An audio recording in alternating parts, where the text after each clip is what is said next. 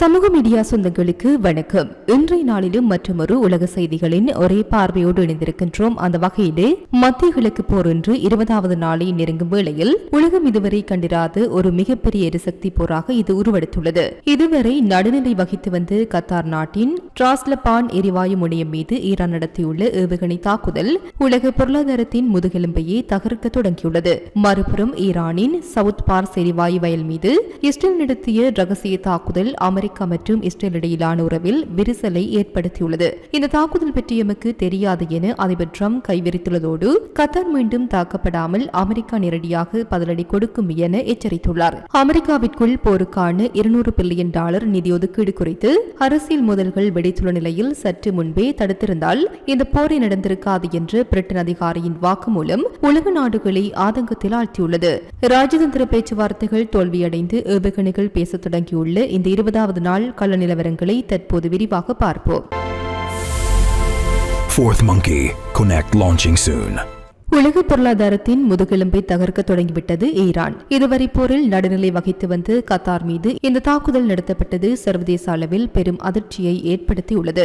மத்திய கிழக்கு போரின் ஒரு பகுதியாக உலகின் மிகப்பெரிய திரவ இயற்கை எரிவாயு LNG உற்பத்தி மையமான டிராஸ்லபான் தொழிற்பேட்டை மீது ஈரான் ஏவுகணை தாக்குதலை நடத்தியுள்ளது. இது உலகளாவிய பொருளாதாரத்தின் முதுகெலும்பை தாக்கும் செயலாக பார்க்கப்படுகின்றது. இந்த தாக்குதல் குறித்து கத்தார் அரசு வெளியிட்டுள்ள அதிகாரப்பூர்வ அறிக்கையின்படி ஈரானின் இந்த நடவடிக்கை கத்தாரின் இறையாண்மை மற்றும் தேசிய பாதுகாப்பை சீர்குலைக்கும் ஒரு செயல் என வன்மையாக கண்டிக்கப்பட்டுள்ளது. வளைகுடா பிராந்தியம் முழுவதும் பதற்றம் அதிகரித்து வருவதை தோகோ கடுமையாக விமர்சித்து உள்ளது.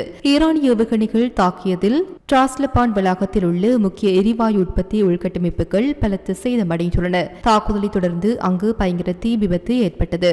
இருப்பினும் உளவுத்துறை எச்சரிக்கையை தொடர்ந்து ஆலை முன்கூட்டியே காலி செய்யப்பட்டதால் ஊழியர்களுக்கு பாதிப்பு ஏதும் ஏற்படவில்லை என தெரிவிக்கப்பட்டுள்ளது. உலகின் மொத்த திரவமாக்கப்பட்ட இயற்கை எரிவாயு விநியோகத்தில் சுமார் 20% இந்த ஒரு முனையம் மட்டுமே பூர்த்தி செய்கின்றது. எக்ஸான் மொபில், ஷெல் மற்றும் டோட்டல் எனர்ஜிஸ் போன்ற உலகளாவிய நிறுவனங்கள் இந்த ஆலையில் பெரும் முதலீடுகளை செய்துள்ளன. உலகின் மிகப்பெரிய எரிசக்தி மையங்கள் இலக்கு வைக்கப்பட சர்வதேச சந்தையில் கச்சா எண்ணெய் மற்றும் எரிவாயு விலை கடுமையாக உயரும் என எதிர்பார்க்கப்படுகின்றது. புதன்கிழமை அன்று ஈரானின் மிகப்பெரிய எரிவாயு வயல் மீது இஸ்ரேல் தாக்குதல் நடத்தியது. இதற்கு பதிலடியாக வளைகுடா நாடுகளின் எரிசக்தி வசதிகள் மீது தாக்குதல் நடத்துவோம் என ஈரான் எச்சரித்திருந்தது. அதன் தொடர்ச்சியாகவே 20வது நாளை நெருங்கும் இந்த போரில் இதுவரை நடுநிலை வகித்த கத்தார் மீது இந்த தாக்குதல் அரங்கேறியுள்ளது. மத்திய கிழக்கில் போர் உச்சகட்டத்தை எட்டியுள்ள நிலையில் ஈரானின் மிகப்பெரிய எரிவாயு வளமான சவுத் பார்ஸ் மீது இஸ்ரேல் நடத்திய தாக்குதல் குறித்து அமெரிக்க அதிபர் டொனால்ட் ட்ரம்ப் முக்கிய விளக்கம் அளித்துள்ளார். ஈரானின் உயிர் நாடியாக கருதப்படும் சவுத் பார்ஸ் எரிவாயு வயல் மீது இஸ்ரேல் நடத்திய தாக்குதலை தொடர்ந்து ஈரான் மற்றும் கத்தார் நாடுகளுக்கு ட்ரம்ப் பகிரங்க எச்சரிக்கை விடுத்துள்ளார். புதன்கிழமை இரவு தனது சமூக ஊடக பக்கத்தில் பதிவிட்ட ட்ரம்ப் ஈரான் மீண்டும் கத்தாரின் எரிவாயு வசதிகளை தாக்காதவரை இஸ்ரேல் இனி ஈரானிய எரிவாயு வயல்கள் மீது தாக்குதல் நடத்தாது என குறிப்பிட்டுள்ளார். கத்தார் ஒரு மிகவும் அப்பாவி நாடு என்று வர்ணித்துள்ள அவர் கத்தார் மீண்டும் தாக்கப்பட்டால் அமெரிக்கா நேரடியாக பதிலடி கொடுக்கும் என எச்சரித்துள்ளார். இஸ்ரேல் புதன்கிழமை நடத்திய சவுத் பார்ஸ் தாக்குதல் குறித்து பேசிய ட்ரம்ப் சில அதிர்ச்சி தகவலை பகிர்ந்துள்ளார். இந்த தாக்குதல் பற்றி அமெரிக்காவிற்கு இஸ்ரேல் முன்கூட்டியே தெரிவிக்கவில்லை. ஈரானிய எரிவாயு வயல் மீது இஸ்ரேல் தாக்குதல் நடத்துவது கத்தாருக்கும் தெரியாது. இதில் கத்தார் எந்த வகையிலும் சம்பந்தப்படவில்லை என அவர் தெரிவித்துள்ளார். மத்திய கிழக்கு போர்க்களத்தில் இதுவரை நகமும் சதியுமாக இருந்து அமெரிக்கா மற்றும் இஸ்ரேல் இடையே இப்போது மிகப்பெரிய விரிசல் ஏற்பட்டுள்ளதா? ஈரானின் சவுத் பார்ஸ் எரிவாயு வயல் மீது இஸ்ரேல் நடத்திய தாக்குதல் பற்றி அமெரிக்காவிற்கு தெரியாது என அதிபர் ட்ரம்ப் கூறியுள்ள அறிக்கை வாஷிங்டன் மற்றும் டெல் அவிவ் இடையிலான ஒருங்கிணைப்பை கேள்விக்குறியாக்கியுள்ளது. இஸ்ரேலின் இந்த ரகசிய தாக்குதல் திட்டம் பற்றி அமெரிக்காவிற்கும் எதுவும் தெரியாது என்று ட்ரம்பின் வாக்குமூலம் பென்டகன் வட்டாரத்தில் பெரும் பரபரப்பை ஏற்படுத்தியுள்ளது. அமெரிக்காவின் ராணுவ நோக்கங்கள் என்ன? வாஷிங்டன் சிவப்பு கோடுகள் எங்கே இருக்கின்றன என பல கேள்விகள் எழுந்துள்ளன. இந்த போரை தொடர்வதில் அமெரிக்கா உண்மையில் தீவிரமாக உள்ளதா அல்லது வெளியேற துடிக்கின்றதா என்ற குழப்பம் உலக நாடுகளிடையே அதிகரித்துள்ளது.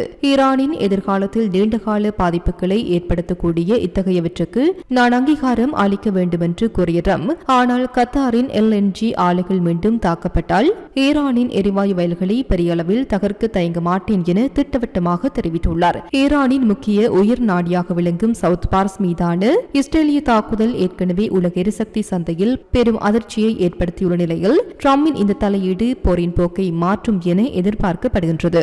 மத்திய கிழக்கில் ஈரான் மீதான போரை தீவிரப்படுத்த அமெரிக்க ராணுவம் திட்டமிட்டுள்ள நிலையில் வாஷிங்டன் அரசியலில் மிகப்பெரிய மோதல் வெடித்துள்ளது. ஈரான் மீதான போரை தொடர பென்டகன் கோரியுள்ள $200 பில்லியன் நிதி ஒதுக்கீட்டிற்கு அமெரிக்க செனட்டர் கிறிஸ் வான் ஹோலன் கடும் கண்டனம் தெரிவித்துள்ளார். வாஷிங்டன் போஸ்ட் பத்திரிகை வெளியிட்டுள்ள தகவலின்படி ஈரான் போருக்காக $200 பில்லியன் அதிகமான நிதியை ஒதுக்குமாறு பென்டகன் வெள்ளி மாளிகையை கேட்டுக் கொண்டுள்ளது. ஈரான் மீதான தாக்குதலை விரிவுபடுத்தவும் ராணுவ தேவைகளை பூர்த்தி செய்யவும் இந்த நிதி அவசியம் என தெரிவிக்கப்பட்டுள்ளது. இந்த நிதி ஒதுக்கீடு குறித்த செய்திக்கு தனது எக்ஸ் தளத்தில் பதிலளித்துள்ள செனட்டர் கிறிஸ் வான் ஹோலன், இது அமெரிக்க மக்கள் விரும்பாத ஒரு விருப்ப போர், இது நம்மை பாதுகாப்பாக வைத்திருக்காது, இதற்கு $200 பில்லியன் செலவிடுவது முற்றிலுமாக தவிர்க்கப்பட வேண்டும் என பதிவிட்டுள்ளார். போரை முடிவுக்கு கொண்டுவரவும் தேவையற்ற உயிரிழப்புகளை தவிர்க்கவும் சிறந்த வழி போருக்கான நிதியை நிறுத்துவதுதான் என அவர் வலியுறுத்தியுள்ளார். சட்டவிரோத நிர்வாகத்தை கட்டுப்படுத்த நிதி உதவியை தடுப்பதே ஒரே வழி, நான் அதை ஒருபோதும் அனுமதிக்க மாட்டேன் என்று அவர் திட்டவட்டமாக தெரிவித்துள்ளார். பென்டகனின் இந்த கோரிக்கை நாடாளுமன்றத்தில் எந்த அளவு ஆதரவு கிடைக்கும் என்பது உறுதியாக தெரியவில்லை. இருப்பினும் ஜனநாயக கட்சியின் மூத்த உறுப்பினரே போருக்கு எதிராக குரல் எழுப்பியுள்ளது. ஈரான் மீதான போரை முடிவுக்கு கொண்டுவர அமெரிக்க நாடாளுமன்றம் மேற்கொண்ட முயற்சி மீண்டும் தோல்வியில் முடிந்துள்ளது. ஈரானுக்கு எதிரான ராணுவ நடவடிக்கைகளில் இருந்து அமெரிக்க படைகளை விலக்கிக் கொள்ள கோரும் போர் அதிகார தீர்மானம் செனட் சபையில் இரண்டாவது முறையாக தோற்கடிக்கப்பட்டுள்ளது. நாடாளுமன்றத்தின் அனுமதியின்றி ஈரானுக்கு எதிராக நடக்கும் போர் நடவடிக்கைகளை நிறுத்த கோரிய இந்த தீர்மானத்திற்கு 51 செனட்டர்களின் ஆதரவு தேவைப்பட்டது. ஆனால் 47 தொடக்கம் 53 என்ற வாக்கு வித்தியாசத்தில் இந்த தீர்மானம் முறியடிக்கப்பட்டது. ஆச்சரியமான விடயம் என்னவென்றால், ஜனநாயக கட்சியை சேர்ந்த ஜான் பெட்டர்மேன் தீர்மானத்திற்கு எதிராகவும் குடியரசுக் கட்சியைச் சேர்ந்த டிராண்ட் பால் தீர்மானத்திற்கு ஆதரவாகவும் வாக்களித்து தங்களது கட்சி நிலைப்பாட்டிலிருந்து மாறுபட்டுள்ளனர். இந்த தீர்மானம் தோல்வியடைந்ததன் மூலம் ஈரான் மீதான போரை தொடர ட்ரம்ப் நிர்வாகத்திற்கு வழி கிடைத்துள்ளது. அதேவேளை அமெரிக்க அரசியல்வாதிகளிடையே போர் குறித்த கருத்து மோதல்களும் தீவிரம் அடைந்துள்ளன.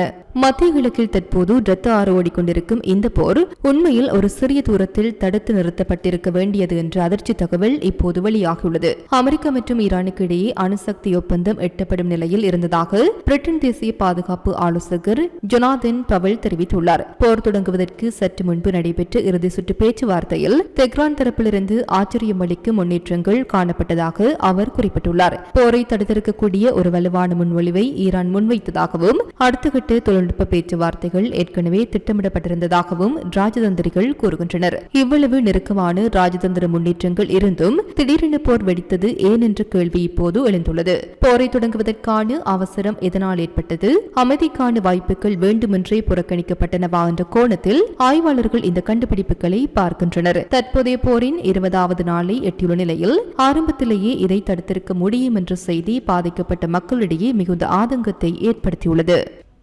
மத்திய கிழக்கு போர் 20வது நாளை நெருங்கும் வேளையில் ஈரான் தனது ராஜதந்திர போரை தீவிரப்படுத்தியுள்ளது. துருக்கி, எகிப்து மற்றும் பாகிஸ்தான் ஆகிய நாடுகளின் வெளியுறவு அமைச்சர்களுடன் ஈரானிய வெளியுறவு அமைச்சர் அப்பாஸ் அராக்சி அவசர தொலைபேசி உரையாடல்களை மேற்கொண்டுள்ளார். இஸ்ரேல் மற்றும் அமெரிக்காவின் ஆக்கிரமிப்பு நடவடிக்கைகளை ஒன்றிணைத்து எதிர்கொள்ள அவர் அழைப்பு விடுத்துள்ளார். இந்த ராஜதந்திர நகர்வுகளுக்கு மத்தியில் ஸ்வீடன் வெளியுறவு அமைச்சருடனும் அராக்சி காரசாரமாக பேசியுள்ளார். இஸ்ரேலுக்காக உளவு பார்த்ததாக குற்றம் சாட்டப்பட்ட ஸ்வீடன் குடிமகனுக்கு ஈரான் மரண தண்டனை நிறைவேற்றியதற்கு ஸ்வீடன் வருத்தம் தெரிவித்திருந்தது. இதற்கு பதிலடி கொடுத்துள்ள அராக்சி, ஒரு உளவு பார்த்த நபருக்கு ஸ்வீடன் ஆதரவு அளிப்பது வருந்தத்தக்கது என முகத்திற்கு நேராகவே விமர்சித்துள்ளார்.